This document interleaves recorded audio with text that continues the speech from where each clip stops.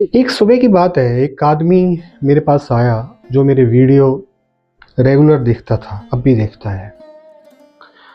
उसने मुझसे पूछा कि आप बार बार चेतना की बात करते हो, आखिर ये चेतना है क्या, कॉन्शियसनेस है क्या चीज़? आप बार बार कहते हो कि कॉन्शियसनेस पे बिना पहुंचे आप मन को नहीं हरा सकते, मन के एक छोटे से पोर्शन को भी नहीं हरा सकते जब तक आप कॉन्शियस नहीं होंगे। तो क्योंकि कॉन्शियसनेस जो है वो बताने की बात है नहीं, यानी कि इस बात से समझाने की बात नहीं है, लेकिन फिर भी वर्ड्स का प्रयोग तो करना ही पड़ेगा। एक प्रोसेस है, मैंने उसको समझाया, एक प्रक्रिया है। आप कॉन्शियसनेस शब्द सुनोगे, कभी मैं भी सुनता था, बड़ा हैरान होता था, अभी पता नहीं क्या क्या होती है कॉन्शियसनेस, क्या होती होगी। ध्यान तो हम करते ही हैं, लेकिन कॉन्शियसनेस क्या होती है, चेतना क्या होती है? चेतना पे बहुत सारे बड़े बड़े आर्टिकल पढ़ोगे, किताबें पढ़ोगे, कुछ समझ नहीं आएगा जब तक आप उस चेतना के लेवल पे नहीं पहुंचोगे। एक प्रक्रिया है चेतना के लेवल तक पहुंचने की। वो प्रक्रिया बड़ी खूबसूरत है, एक तरीका है। सबसे पहले आपको ध्यान करना सीखना होगा, फिर वो ध्यान लगेगा। ध्यान करना सीखने का भी एक मतलब है। ध्यान आप कर नहीं सकते, मैं ध्यान कर रहा हूँ, ये दुनिया का सबसे गलत सेंटेंस है, वाक्य है। क्योंकि ध्यान किया नहीं जाता, ध्यान होता है। लेकिन होता कैसे है? होता है प्रत्याहार, प्रत्याहार के बाद धारणा, धारणा के बाद ध्यान।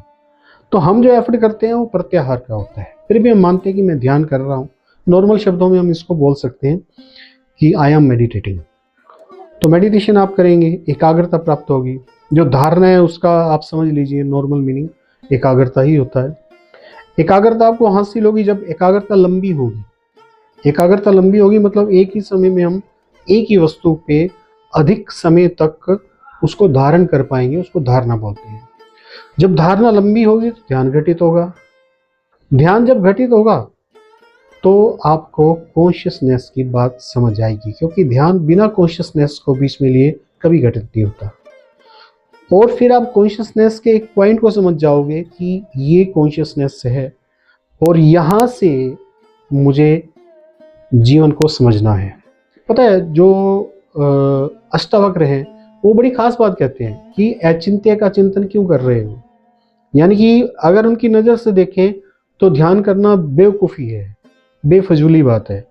लेकिन वो क्योंकि एक सिद्ध महात्मा, वो एक बात बताना चाहते हैं, वो ध्यान को गलत नहीं ठहरा रहे, क्योंकि रास्ता तो वहीं से होके आ रहा है। कॉन्शियस भी बिना आप ध्यान किए नहीं होगे। और फिर वो उस कॉन्शियसनेस में चैतन्य रहने की बात करते हैं, यानी कि जब तक आप कॉन्शियस नहीं होगे, चेतन नहीं होगे, तब तक आप चैतन्य भी नहीं रह पाओगे। इसलिए रास्ता वही है।